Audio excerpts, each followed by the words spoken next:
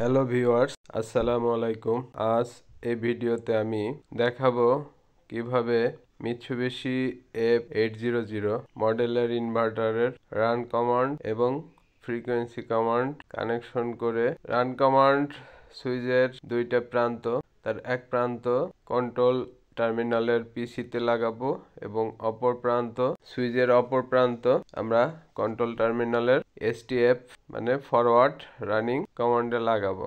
যদি আমরা STF এ লাগাই তাহলে সুইচিং করার পরে মোটরটি ফরওয়ার্ড মোডে ক্লকওয়াইজ ঘুরতে থাকবে।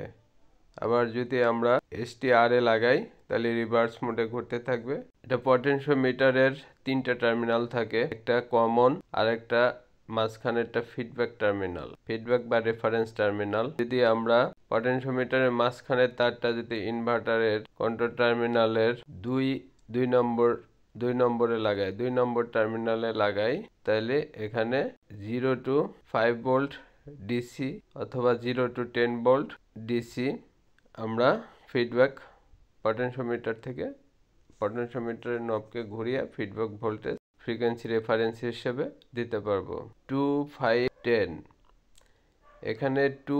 এখানে 2 রেফারেন্স, পটেনশিওমিটারের রেফারেন্স, 10 5 ভোল্ট ডিসি, 5 কমন। তো এই টার্মিনালে কন্ট্রোল টার্মিনালের 10E আছে, 10E যে টার্মিনালটা আছে 10Eটা ফর 10 ভোল্টেজ ডিসি। তো আমরা রান কমান্ডের জন্য যদি 5 ভোল্ট রেফারেন্স হিসেবে নেই তাহলে 10 নম্বর টার্মিনালে লাগাবো।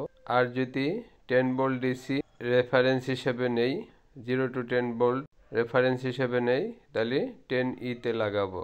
এই পটেনশিওমিটার এবং রান কমান্ডের সুইচ কন্ট্রোল টার্মিনালে কানেকশন করার পরে আমরা যদি সুইচ করি, রান কমান্ড দেই বা সুইচিং করি, সেই ক্ষেত্রে মোটরটি ফরওয়ার্ড মোডে করতে থাকবে। Thank you so much. Please subscribe my channel.